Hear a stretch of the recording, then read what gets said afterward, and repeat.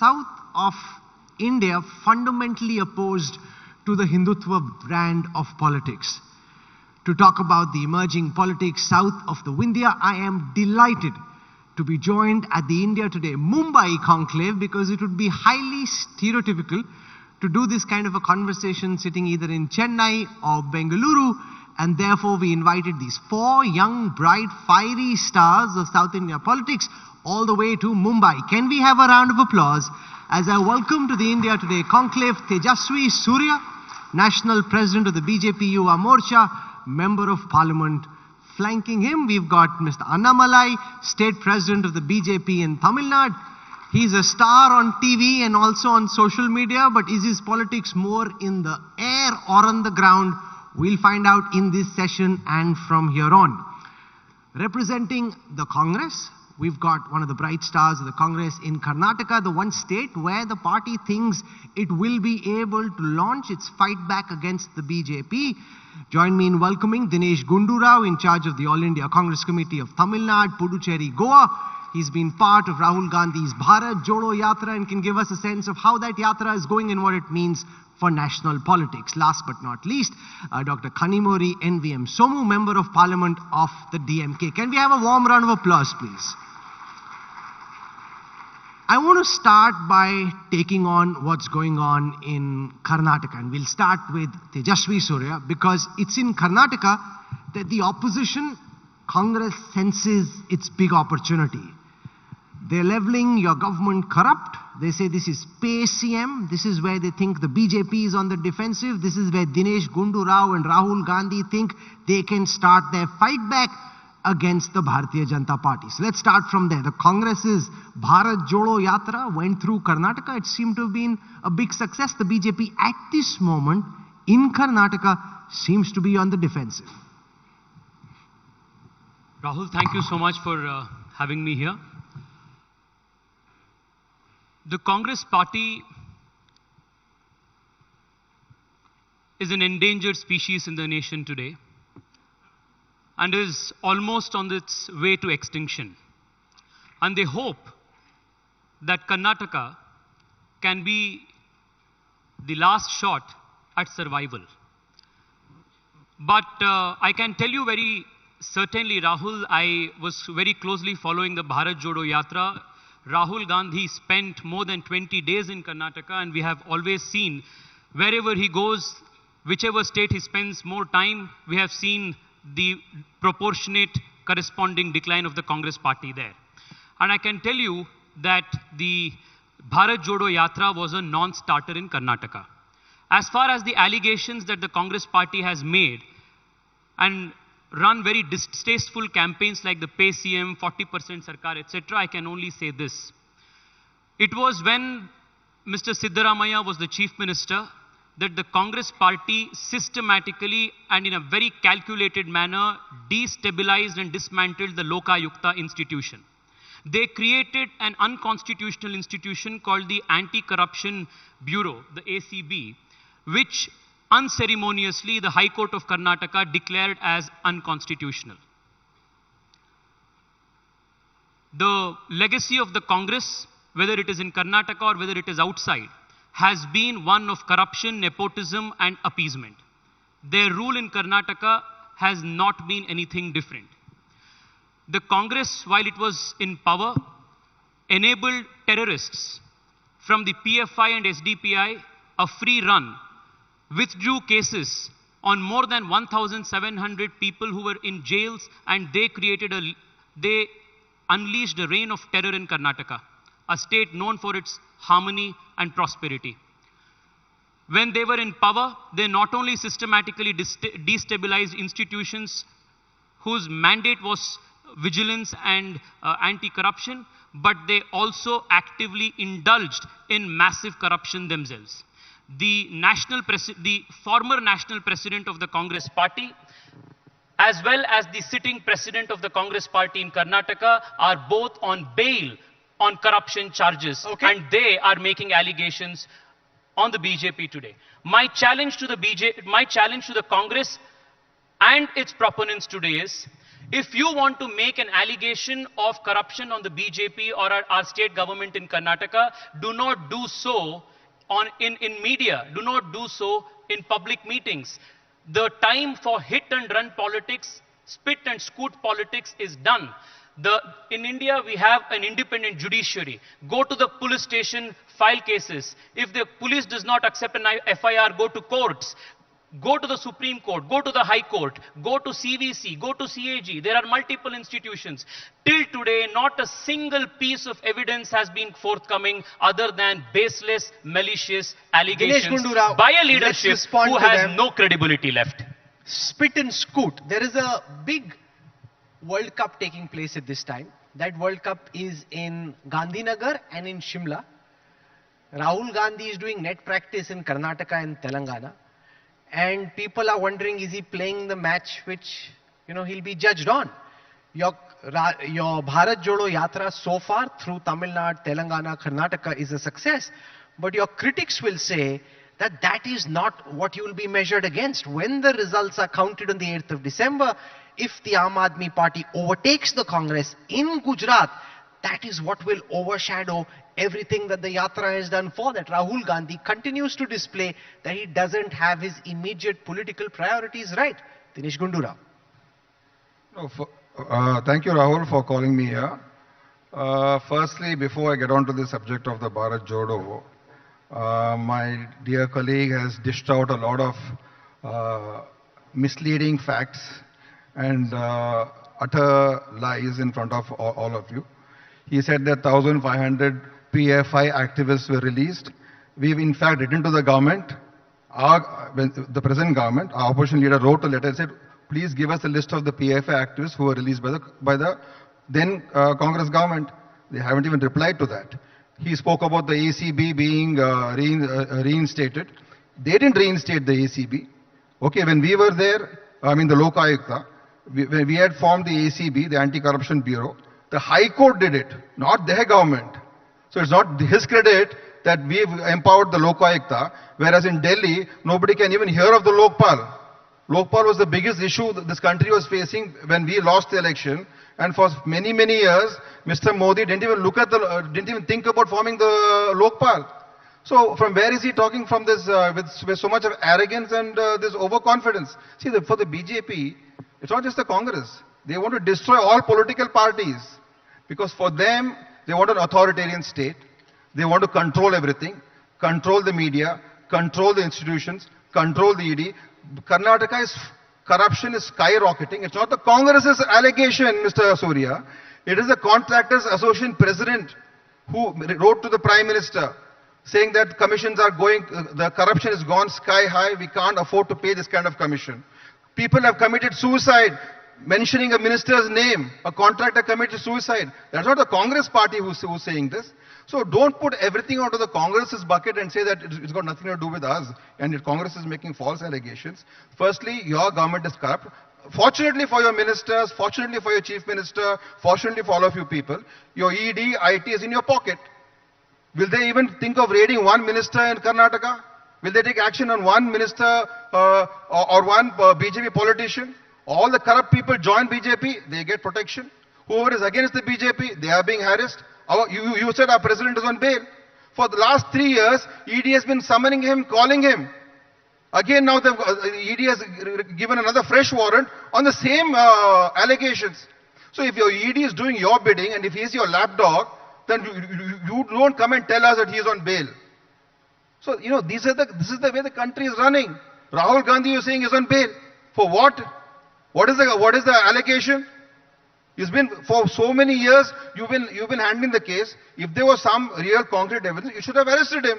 ED calls him for 5 days for an issue which could have been done in 1 hour, makes him sit from morning to evening, and you harass him. See, you're using these agencies to harass people, to threaten people, to blackmail them, and say, if you don't come to BJP, we will finish you.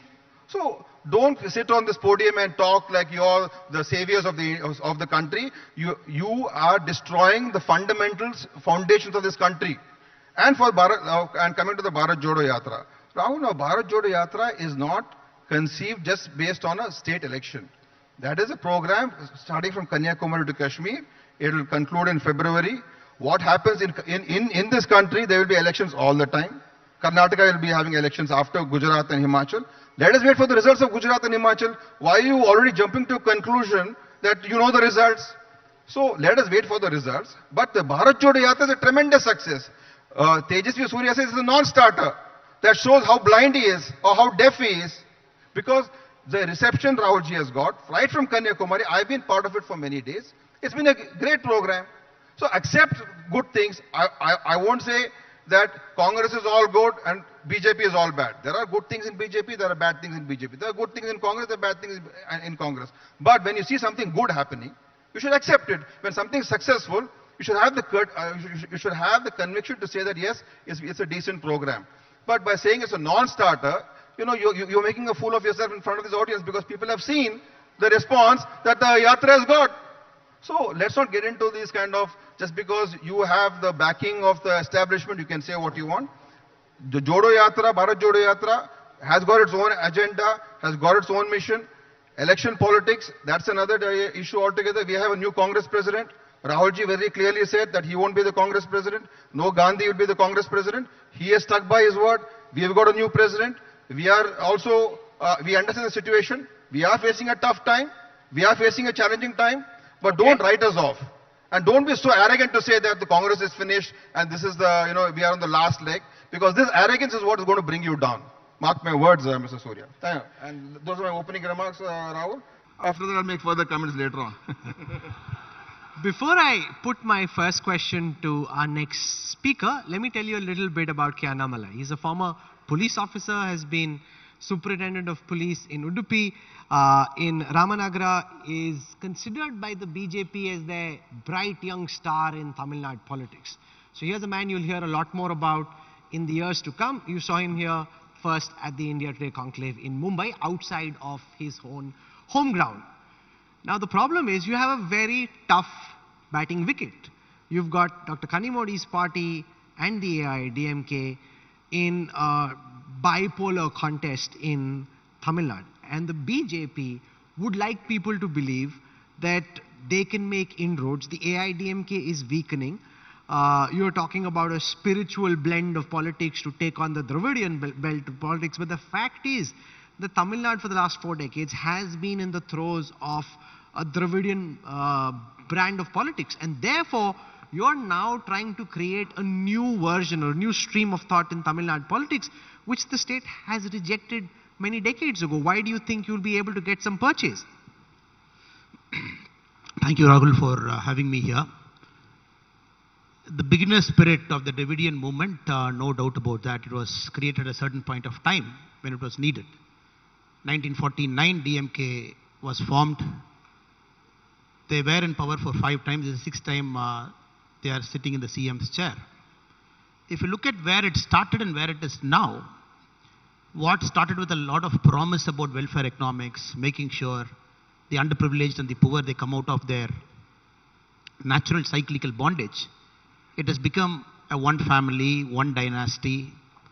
If you look at the DMK party itself in Tamil Nadu now, if you look at the 2nd or 3rd generation MLAs and MPs now, I could at least name about 20-22 people right now who are 3rd generation.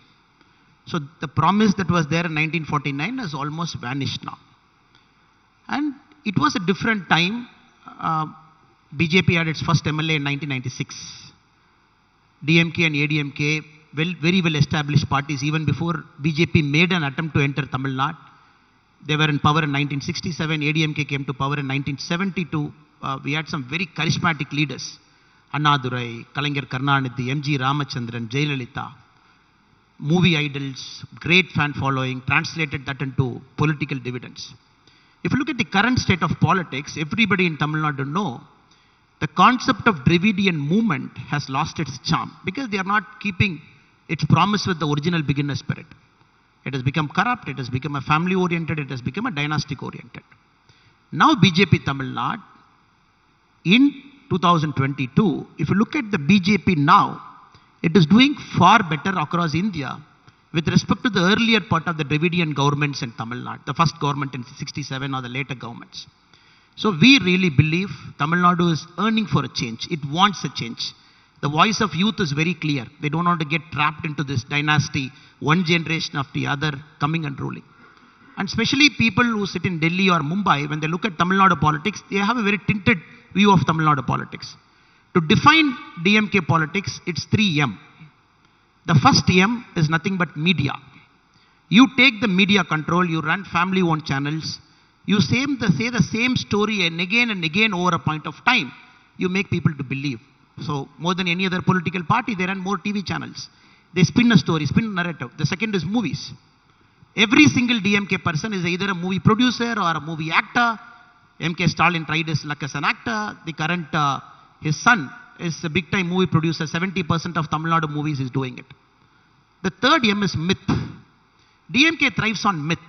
The North-South, the Dravidian Aryan, the Tamil which is being pushed to a corner by the Delhi people. So the myth is getting broken down in this current age and time with technology, social media, the YouTube channels, all kinds of commentators coming in. The media is rightfully taking its space. We are getting a lot of independent channels. The movie industry is still in its throw. I would clearly say 2024 is going to be a watershed year for BJP. That is the time the Tamil politics is going to come out of this 3M. No ground level charismatic leaders. Look at the DMK chief minister now. 16 years into a government. Have you seen a CM who is more unpopular than this? Chennai was underwater 50 years back when his father was the CM. Chennai is underwater now 50 years later when he is the CM. This is the kind of Dravidian development model they want the whole of India to believe. And some part of India is also believing it, unfortunately.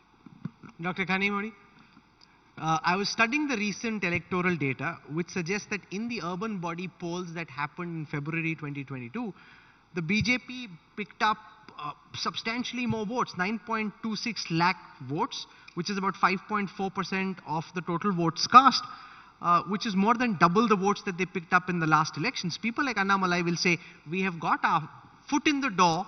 By the time of the next general elections, we'll be able to break the door down. The larger political trend is that the AIDMK is weakening. The Congress is sitting on your piggyback.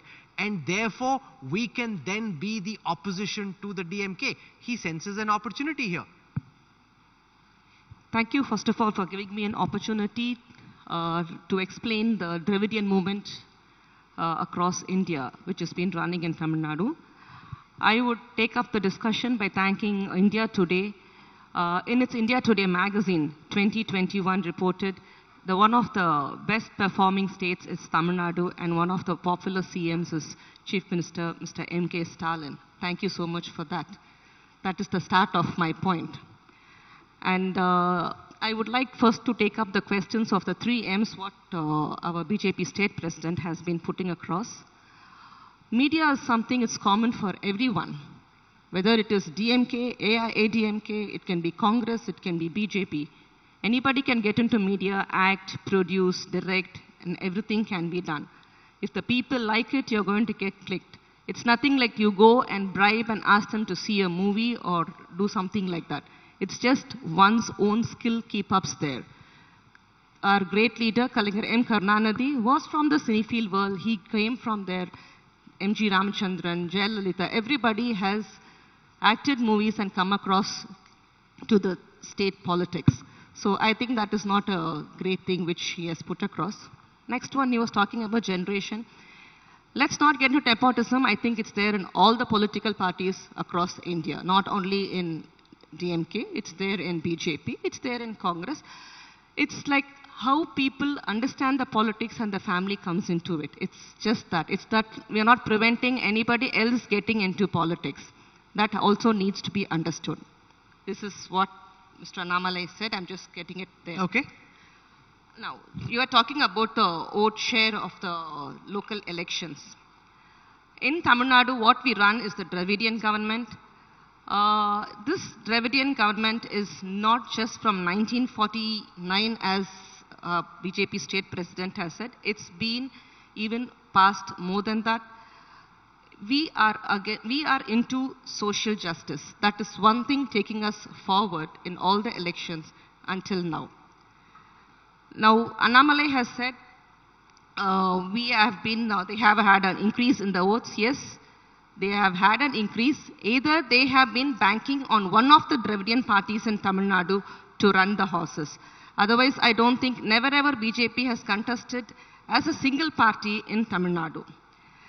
Let's take it for the fact even once upon a time, even DMK was in alliance with BJP. At that time, the face of BJP was totally different. It was Vajpayee's face. So let me put that question to Annamalai, because you did pick up 34.26% of the vote share on the 20 seats that you contested, but you contested in association with the AIADMK. She's essentially saying, fight on your own, the people of Tamil Nadu will tell you where you stand. Rahulji, the point you made in the last urban local body elections, BJP contested alone. BJP contested alone without alliance with any of the Dravidian parties. We came third in the state. The numbers speak for itself. I'm looking at a party like DMK 1967 till 2022. They haven't contested a single election alone. The very Rajaji, whom they spoke ill of Rajaji when he was the chief minister of the state, when DMK launched a protest against Rajaji, 1967, for the very first time when DMK came to power, their alliance partner was Sri Rajaji. Every single election you look at it, DMK never came to power by standing alone. In fact, 1996, when they talk about the Dravidian movement, 50 years after DMK formed, in 1996 when DMK came to power, it was in a minority. It was in a minority with Congress. It is not that they were in a majority. So it is not that, like what they claim, BJP is trying to piggyback on some Dravidian major to get the vote share. Now the ground is very clear. People see a shift. People want leaders on the ground who can implement welfare economics without corruption, without the dynastic influence. So I think it's an entirely wrong argument. Dinesh Gundura, does this rankle the Congress that there is no state in Tamil Nadu, there's no state in the south where the Congress could potentially win on its own? In Karnataka, we'll know in a few months, but in Tamil Nadu, without Kanimozhi's party's support, you would be nowhere. In Kerala, you could potentially do well, but you lost in a state where typically you should have come back to power. So the Congress is, as Tejasvi says, on a weakening wicket. They're of course thinking of this becoming a Bharat Mukt Congress or Congress Mukt Bharat. That may not happen immediately, but yours is investment with declining fortunes. See, Rahul, in Karnataka, very clearly, we are the number one party today. The BJP strategy is, they know that they can't win this election. So their strategy is to see that the Congress somehow doesn't form the government, that they don't get a majority. Because as a government, they are totally unpopular. Corruption is, Annamalai was talking about corruption and dynastic politics in Tamil Nadu. There's corruption and dynastic politics in BJP in Karnataka. Yediyurappa's family, Udasi family, I can name many families. Jagdish Shettar's family. There are many families in Karnataka in BJP. And corruption is, I think, number one in India today. So I wonder why for Tamil Nadu there's a different stroke and for Karnataka there's a different stroke. Secondly, how much has BJP actually grown in Tamil Nadu? Out of 12,601 seats in the recent elections, they have won 308 seats. Out of 12,601 seats, BJP wins 308 local body seats. In 2011, they had won 226 seats. So where is the growth? And in this 308 seats that the BJP has won in Tamil Nadu, 200 are from Kanyakumari, where Kanyakumari, Congress and BJP fight. And there's been a BJP MP there. So in the rest of Tamil Nadu, leaving out Kanyakumari, they won 108 seats. But they create this story. Oh, BJP is growing in Tamil Nadu. We are the number 3 state. Number 3 state of what? We are all in alliance. We fought in alliance. So our vote share is all DMK is number 1, AIADMK is number 2. Congress has contested limited number of seats and we won more than them because we are in alliance. I agree. See, BJP has got a right to expand. I'm not saying no. They should make an effort. That's the right of every political party to grow in any state. But to claim that I am number 3, you win 308 out of 12,000 seats and you say I'm number 3. What are you rejoicing? So the way they can spin a story is wonderful. And they have got great spin masters and great way of propagating these kind of stories. So I would say that Congress, we are in number 1 position in Karnataka. Kerala, yes, we and it's the left front. No, you may be number 1 position right now, but Congress is a bit like the Bangladesh cricket team from the World Cup. If you're watching that match between India and Bangladesh, even if you were an India fan, you would have got a sense that Bangladesh is on a strong wicket. Bangladesh somehow, and thankfully for India, found a way of snatching defeat from the jaws of victory The Congress nowadays, unfortunately, is a bit like that Bangladesh team. They may be ahead, but they'll find some way of botching it up. Yeah, see, I admit that the Congress has to strengthen itself, reorganize itself. We are in the process of doing many things, and we have to also face up to the task. I'm not denying that everything is perfect, everything is great. I'm just saying the facts on the ground today is, if you look at all the recent elections in Karnataka, we had MLC elections, by-elections, we've given them an equal fight. You also have a lot of infighting between DK Shivkumar, between And Siddaramaiah. in Tamil Nadu, we've been traditionally either with DMK or ADMK, we've been always aligning with them. I'm Now, talking about in Annamalai Karnataka. says that we is number 3. That means, and he's talking against No, I'm talking about infighting in Karnataka between Siddaramaiah and Shivakumar. See, I think every party has got some issues, but we have sorted it out. We are all together, and there's no... Like Sachin Pilot and Gehlot in Rajasthan, they've sorted it out. In Karnataka, as far as I'm talking about Karnataka, we are all together. We have even in the Bharat Jodo Yatra, all the leaders were together, and we will campaign together, and we will win the state. And I think Karnataka will be the turning point in India's political landscape. You know, it's interesting. Rahul, I just want 30 I'm seconds. coming to Tejasvi because Dinesh Gundu Rao is not speaking about Gujarat, he's not speaking about Himachal Pradesh, which is where elections are being we are held talking about now. South India. He's speaking about Karnataka as the big hope for the Congress in the months to come. And there, Tejasvi, you're such a young, firebrand, aggressive leader. It must really irritate you that when it comes to Karnataka, you and the BJP are on a weak wicket. Like even the BJP, when you talk to them off the cameras, would accept that they haven't been able to administer Karnataka the way they would have liked to. What really went wrong for the BJP in Karnataka? Why did the Bharatiya Janata Party, which came to power with so many promises, not be able to live up to the promises you made to the people Rahul, of Karnataka? I'm extremely sorry. I don't know from where you are getting this picture of BJP is on a weak wicket. I can understand Mr. Dinesh Gundu Rao delusionally saying that we are party number 1, we are party number 1, while we are party number 1. That's why we are in government. They are in opposition. So, I mean, facts are clear. But the state, just as we speak, Rahul, has concluded the Global Investors Summit. The Chief Minister has announced that the state has attracted the highest number of foreign investment, the highest FDI that India attracted, the highest share of it came to Karnataka. There is tremendous progress happening in all aspects of the state's governance and state society. The Congress is making allegations left, right and center. Not a single one is ever proved in any court of law. The people are with the BJP. Even just last week, the BJP organized a OBC Sammelan in the Hyderabad, Karnataka region, which the Congress says is a area where the BJP is traditionally weak. We had lakhs of people gathering there and supporting the Honorable Chief Minister and his governance. So the very assumption or the premise that the BJP is on a weak wicket in Karnataka is false, and it will be proven emphatically false when the state goes to polls next year. Having said that, I only want to make one comment. Here we are assembled in Mumbai. About 3 decades ago, it was in this state, in this city, that Atal Bihari Vajpayee ji laid the foundations for the Bharatiya Janata Party.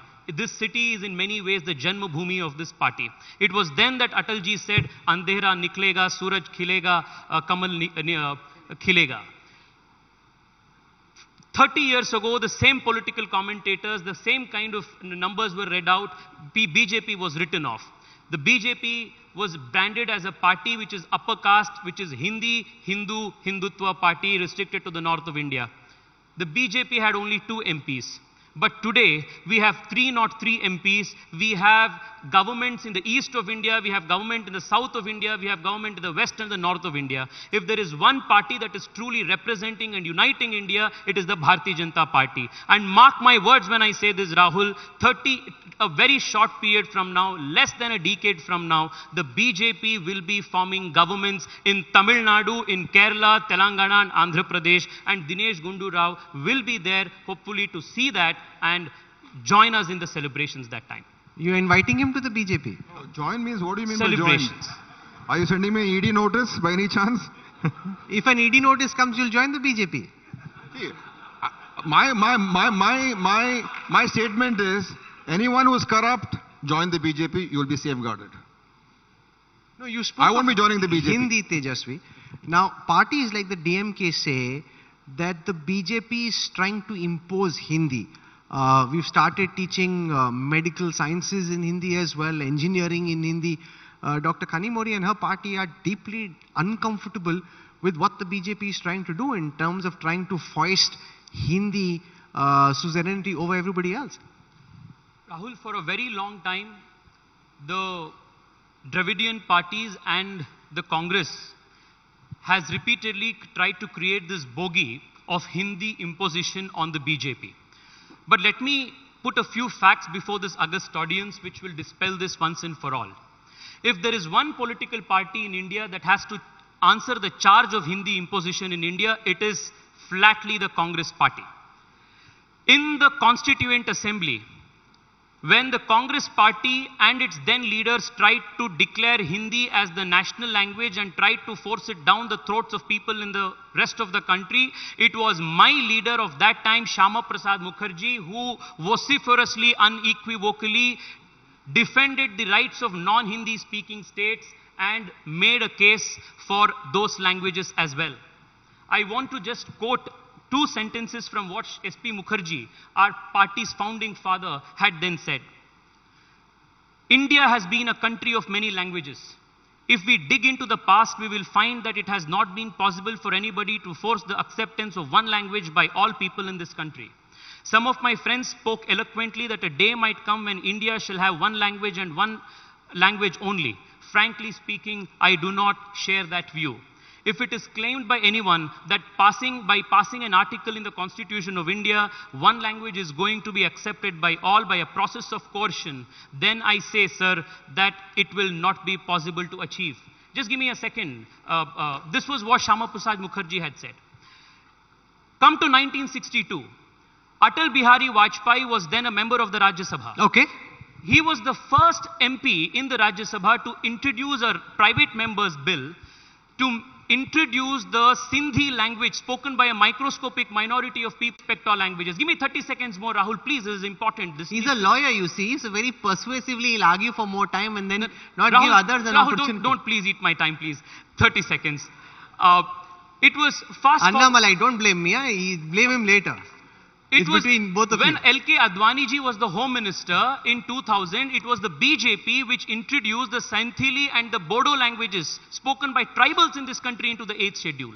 It is only under Prime Minister Narendra Modi that the revised NEP 2020 allows for freedom of choice for students to select any Indian language in the three language policy. My question to Dinesh Gundu Rao and to the Dravidian parties is, why did in 1968 as well as in 1986, when Indira Gandhi and subsequently Rajiv Gandhi both introduced the three-language policy, why was Hindi imposed?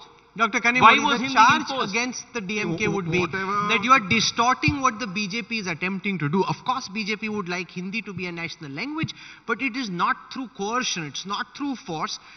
They want to propagate the language, but ultimately it is... Rahul, it is being forced on all the people. How is it being forced? In center, they come up with the ideologies of it. All the questions, all the exams should be in Hindi in all the states, and all the correspondence which comes through the government of India should come in Hindi. Even today, we get all the notifications in Hindi. Don't forget that. They do that at the center, and you know what is the state BJP? What do? And they agitate in Tamil Nadu for Hindi agitation. What kind of Annamalai, do you speak Hindi? What kind of a remark is this? Yes, I don't speak Hindi for madam's What do information. you think about this idea that... No, one second, let me ask him. This broad idea that Hindi should be the national language or Hindi should be spoken everywhere, including in Tamil Nadu. What do you think of it? Sir, Hindi cannot be... Hindi kitna acha hai? Hindi cannot be a national language, the only national language of our country, period. Many of our leaders have clarified it. Unfortunately for DMK, they still live in the dream of 1965 when they started their anti-Hindi agitation. And that is the only mantra they have every time they fail in their governance. People get angry. They wake up in the morning, they say Hindi, Hindi, Hindi. You tell me one instance somewhere in India, any minister, he said, you should compulsorily speak Hindi. When a state like Madhya Pradesh, when it brings Hindi into medical and engineering stream, why has Tamil Nadu got a problem? It has already been done under the reign of We told the CM, please bring Tamil as a medium of instruction for engineering and medicine, which he has brought it yesterday. So this is just a bogey. They keep saying this bogey because they failed in their governance. No, they don't have any other new story to tell. In the reign that of is the most unfortunate the part. engineering colleges, all the curriculum was given an option for studying in Tamil. Way back 20 years before even what has been done today as medical science. The number of people who study Tamil. Into it. And what Mr. Annamalai is trying to say is every time when we are not able to perform, it is not that. Every time when the BJP is there in the center, it is they who come and impose Hindi. Right now, Tejasvi had quoted that they were the people who were against bringing in Hindi. But what has... I have the pleasure of interviewing these celebrities myself, all about breaking Bollywood stereotypes. And before I invite my guests on stage, we do have a short preview to show you of Monica, Oh My Darling, the latest sensation on Netflix.